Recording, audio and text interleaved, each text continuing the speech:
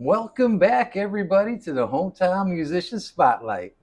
And my guest today is one of the founding members of the Kinsey Report and the current founder and leader of Funky Mojo Daddy. And it is my great pleasure to introduce today Mr. Kenny Kinsey. Yeah, pleasure to be here, man. Thanks for being here, I'm man. gl- I've been wanting to do this for a while. I'm glad you asked me to be a part of it. Great. Yeah, Kenny, where were you born and where'd you grow up? Where'd you go to school?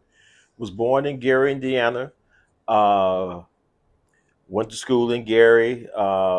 Lived down in I guess the Tolleson area is where our home house was located at on 21st and Chase, and a lot of our musical roots started there. Our family musical roots. My dad was uh, Big Daddy Kinsey, and my mom. They bought that house, and my brothers Ralph and Donald that co-founded, like how you said, with the Kinsey Report. We started that together. We all the musical roots started in that house, playing, and then we moved out to Glen Park, and I went to Lew Wallace, graduated from Lew Wallace High School. Mm-hmm. But everything started in Gary, and for the most part, still there. I mean, Yeah. I live in Maryville now, but Mhm. it's all right here in Northwest Indiana. Yeah, I Yeah. remember you saying in one performance that when you were a kid, there was no sports; it was all music in that house. Oh, Tell me what it was like growing up in the Kinsey household. yeah, it was as funny that you remember that, because my brother Ralph, he was athletic. He was very athletic. He Mm. ran track. Mm. He could have been a very good athlete. And myself, I ran cross country. Donald, he not so much. Don was like, he was one of those kids, from what I remember and what I was told, Mm. that he didn't have none of that kind of motivation, but he was he was the gifted one Yeah, with guitar and yeah, stuff and singing. And so but once we started playing, our dad, he discouraged us from doing anything that might break a bone or anything, man. Kind of fast forward, and once we got started and was out there and traveling and stuff, we would go out to Colorado. I know I always tell this story. We would go out to travel and go out to Colorado a lot. They love us coming out there up in the mountains, and they would offer us free skiing or teaching us. And the dad would say no. He didn't want us coming back with broken arm or leg or anything, man. So from the time that we really took it to another level, all any kind of daredevil kind of stuff was off limits. yeah. Yeah. What was your first instrument? What was the first thing that you kind of got interested in as a kid?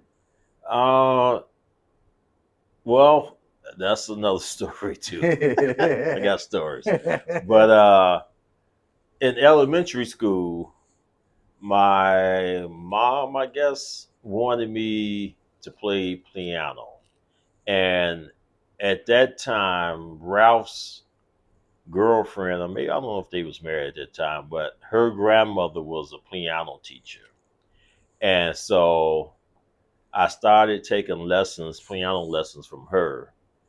But being a young kid, and she just had these young girls, kid girls, and I was like, nah, I ain't trying to do this and stuff, man. And so yeah, I learned enough to know my keys on the Mhm. board, but that was about it. And Mhm. do some just basic chording or whatever. Mhm. And so I would say piano was my first introduction to music, but I wish till to this day I would have stuck with it. Mhm. But it was piano, and then in elementary school, trumpet, drums a little bit. Um, I didn't start. I didn't fall for and get my groove for bass until middle school. Uh, we were still in the Tolleson area on Chase Street, the house that I was born in. And my brothers and my dad, they used to rehearse in the basement, and so at that time, most of the time, the guys would just leave their equipment at the house and stuff.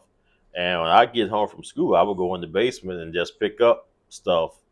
But at that time, Larry Graham from Slide the Family Stone, he had his own band, Graham's Sister Station. He was like, that's when popping and slapping was popular and stuff, and everybody was. And so I picked that bass up. He had a Fender Jazz, man. It was long and stuff, and I picked it up, and that's what I started doing. Yeah. And until I broke one of his strings, and I was like, man, I was scared as shit and stuff. But when he came over, he said, "Oh, okay, don't worry about it. They break, I got some extra ones and stuff." But that's when I knew I wanted to play bass. Yeah. And so my dad, everybody knew my dad at the time, Big Daddy Kinsey, and it was sometimes these guys would come around, the home shopping network dudes. They would come around to like, "Hey, Big Daddy, you need this, you need that," and they came around with an old Epiphone bass, and my dad got it off one of these dudes for like $35. I still have that bass to this day. Still have it, man. My very first bass and stuff, and that's cool. And I played that bass throughout, my very first professional gigs and stuff, all through high school, and and then until I was able to earn enough money to buy me my own first really good bass, and I bought that at Jim Rubino's Music when he was out in Portage, back in the early '80s and stuff. But so yeah, that was piano was my first instrument, and I picked up bass like in middle school, and went from there. Yeah, I want to come back to your father in a minute because there's a lot to talk about with your father. But going back to that time that we're just talking about, can you remember the first time before the Kinsey Report was formed in 1984? Can you remember the first time when you and your brothers actually and your friend Ron Prince. Ron, excuse me. Can you remember the first time when you guys got your first, like, not real gig, but is there any one gig before you actually performed the Kinsey Report that kind of made you guys say, "Hey, man, we got this"? Yeah, well, the how that unit came together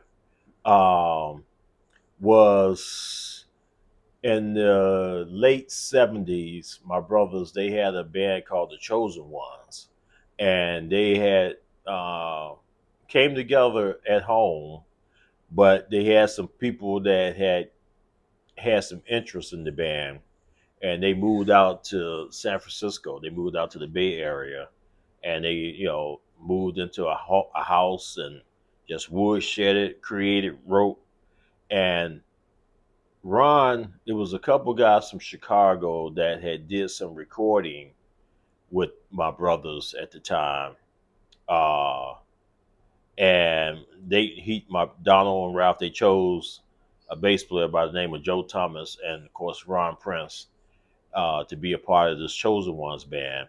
And so they moved out there, and they was rocking for a year or so, a couple years, and I don't know what happened, but it didn't work out. It didn't work out long term, and so everybody moved back home. Donald did some. I think he went out with Peter Tosh at that time, and I said, "Hey, man, and we had started doing some local stuff, just Big Daddy Kinsey's and Sons. I think we hadn't even named the band Kinsey Report yet, because that's a story too." And we was playing around before Ron got the call. We was just using Gary cats to play with us. And I think when different things didn't work out, Don made the call to Ron, and Ron wasn't really, just freelancing in Chicago. And he came over, man, and we started jamming. And Ron's a hell of a guitar player. Him and Don work well because Ron is a great rhythm player as well as a lead player. But he was a great, well, still is. I haven't seen him in a while, but he's a great rhythm guitar player that really gave Donald the bagging that he need. So Um, that's how Ron became to play with us, and Mhm. I think and we just started out playing bars, taverns, and stuff. Mhm. It wasn't like went from nothing to like a big stage. Yeah. We was just playing places like here and stuff. Yeah. And it Yeah. just kind of the buzz got like most things. You catch a buzz and it grows from there and Yeah. stuff. 5 albums for the Yeah, Kinsey Report. Yeah. yeah, yeah, Do yeah. you have a favorite or a favorite song, or Uh, anyone that brings back any certain memories? well, a couple. I guess the smoking. Yeah, smoking still is one of my favorites, and also crossing bridges. Now that's one we did 2 records on Point Blank label, which was a major label that was like a smaller label of Virgin Records. Virgin Records was Mhm. the major, and then they had some little smaller things going on. But Crossing Bridges, that was to me was one of Mhm. my best records of writing and Mhm. composing. And then Smoking Still for me and Yeah. stuff. Yeah.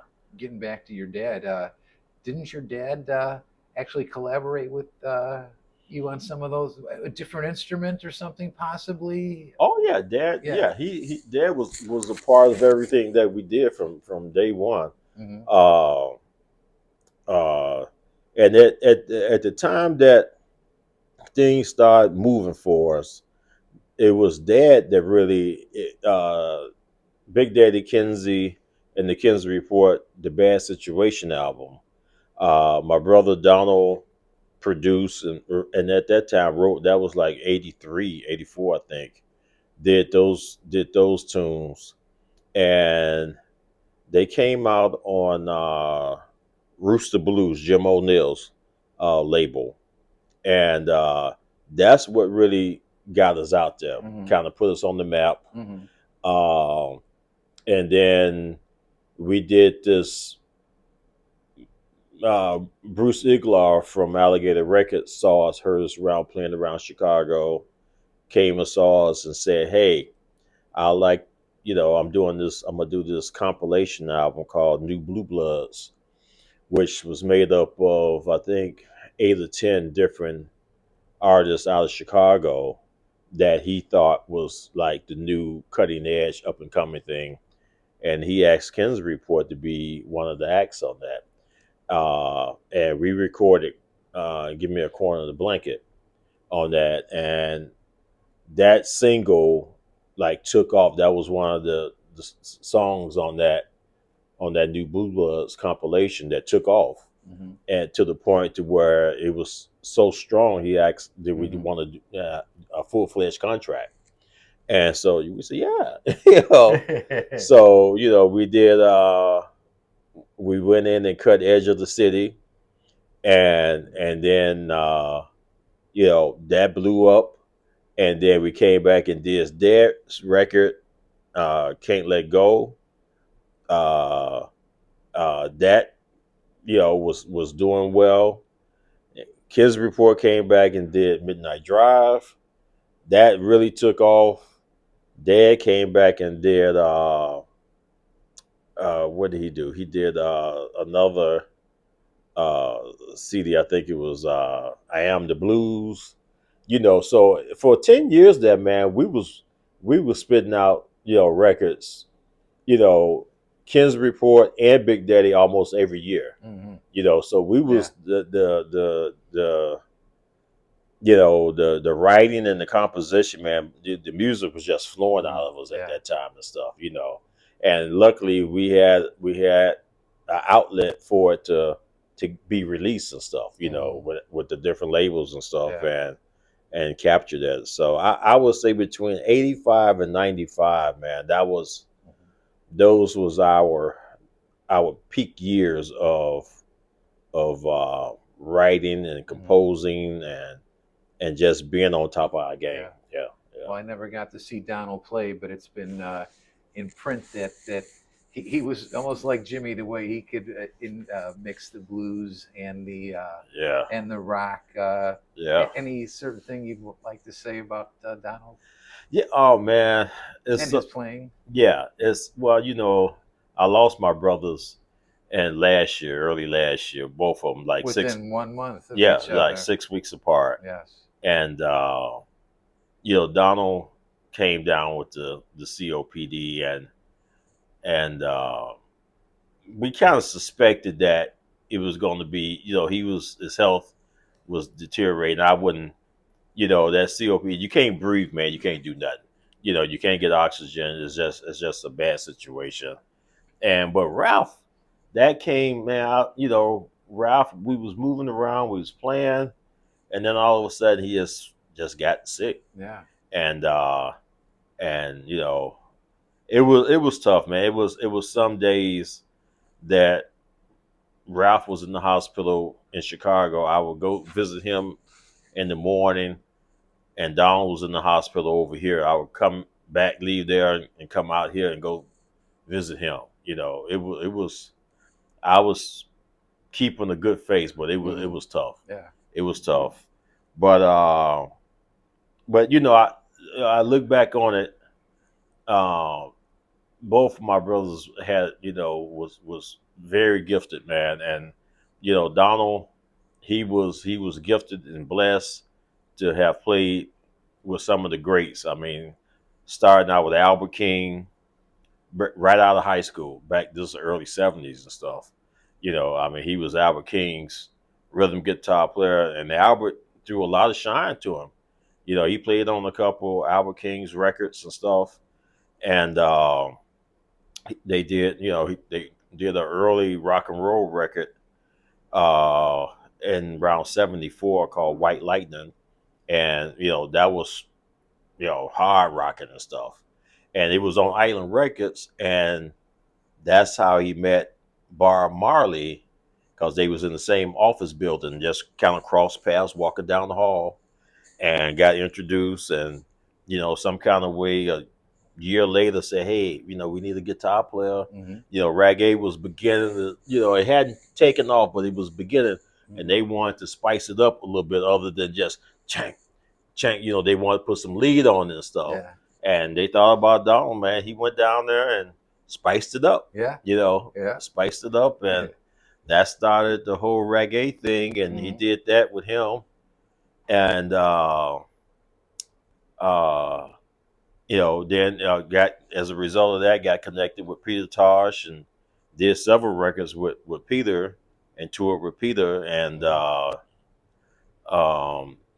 and arranged, did a remix of Chuck Berry's Johnny Be Good for Peter Tosh, and that was the biggest single that Peter ever Tosh had. had. I Yeah, heard, yeah. and so you know, he had, man, he had a, you know, great career, you know, great experiences, and then of course after that, you know, the family came together and stuff, and you know, we did our thing and stuff, you know, and we had some great times, you know, so got a chance to see the world as a result of playing the blues. You know, I tell people, people like, man, I said, man, music has taken me all over the world. I mean, the only place I haven't been is Africa. Wow. You know, It's so cool. Asia, South America, all over Canada, Mexico, all over Europe, all over the States. That's amazing. You know, Yeah. And you know, it's been a blessing for me and stuff. You know, and so and same thing with Ralph. You know, Ralph. You know, he was right there. You know, he wasn't playing drums at that time when Donald was out doing the Bob Marley and Peter Tosh stuff. You know, he was raising his family, but still playing. You know, so we never did stop chopping and stuff. You know, when Don was out doing those tours and stuff. You know, but you know, it came a time. Hey, if you're gonna, you know, if we're gonna do something, Dad was ready to get back into it and do it. And so we made the decision as a family collectively to, like, hey, all right, let's do this, not stop and going and stuff. And I'm glad we did. Yeah. You know. Well, the night that on the very same night that Ralph had passed away, you had mixed emotions, and you called your bandmate Ryan Fromm and CJ Tucker and said, hey, let's let's go on stage tonight and do this. So Yeah, yeah, let's talk about Funky Mojo Daddy. yeah. How'd that come about? And tell us about your bandmates in Funky Mojo Daddy. Okay, okay. Well, that started uh out of a jam night that we was doing at Leroy's Hot Stuff. Mm-hmm. And Leroy is a great friend of our family and stuff. I mean, dating back to my dad, the '90s, he would do Sunday matinee shows. He would do like a dinner concert show starting like at 6 o'clock or something, and it would be, you come in, have dinner, see the show, 6 o'clock, and they was packed. They were packed, man, and so that's we kind of met Leroy really good from doing those shows and stuff. And there's another friend that knew us, Joey D. He said, "Man, you got to hear this band," and Leroy, booked us, and we've been friends ever since. And but the Mojo Daddy, fast forward, is that I don't know. It was a kind of a down period for Steep Water. They was going through some different things. Kinsey Report wasn't really doing anything at the time, and everybody was like, "Man, what we want to do? Y'all want to do something? Try this." So Leroy said, "Well, if y'all want to do a jam night on Sunday. So we said, "Well, we'll try it for one summer." Jeff always tell you, said we'll try it for one summer, and one summer turned into like 12 years or whatever, Wow. man. And it was a growing experience, learning experience for all of us. Yeah. I mean, I think we grew as not only men but as musicians and everything about the business and stuff. And that jam night, man, for a period of at least 8 years, that jam night was like going somewhere like on a Saturday night. It was packed. Wow. It was packed. And we had everybody coming out there to jam with us from Chicago. Yeah. The Brooks, it was people passing through would stop, jam with us and stuff. It was a really good thing. And so I think someone said, "Hey, you guys are great. Do you guys play out anyplace else?" And we said, "Sure." And well, what's the name of the band? And I think I just like, I don't know how, I was like, Funky Mojo Daddy. And I just wanted to do something, that was kind of like, funky, mojo. Because, I'm always saying, man, don't never lose your mojo and stuff. Yeah. I said, no matter what happened, your woman leave, you down and out, don't never lose your MF mojo. Yeah. And so yeah, that's how that came about. Yeah. And and for the most part, the same personnel was a part of the band. It was myself, Jerry Porter on drums. Oh, Nick, I said CJ. I'm sorry. Yeah. I thought it was CJ Tucker. Yeah, not at that time. Not at that time. Nick Bird on guitar and Jeff Massey on guitar. Oh. And so sometime in and out of that would be Corey Dennison became a part of it for a while. When they got back together or whatever, Steve Water couldn't make it, then Corey Dennison was a part of it. So but that was the core members and stuff. And now, people come and go, and you have to regroup, but I'm the lone standing original member and stuff. You got it. And now, the last 8 years, I think Ryan Fromm has been with me now. Maybe it might be a few more years than that, but I'll say 8. And Jerry Porter, he has some health issues that kind of slowed him up a little bit. So CJ's been doing drumming for us and stuff, which he's a beast, man. Yeah. And Terry Jenkins on keyboards. He'd been doing some things with Kinsey Report, in the latter years and stuff. But I've been knowing him for years and stuff from playing with the Fabulous Kings and stuff. And he would say that him and Nick Burke was good friends. I think that's how that connection came in. And then and myself on bass. Yeah. Yeah. You know, one quick little plug. Funky Mojo Daddy, don't they have a date tomorrow night somewhere? Yeah, we do. We have it's a political fundraiser. It's open to the public at Wicker Park. Starts at 6.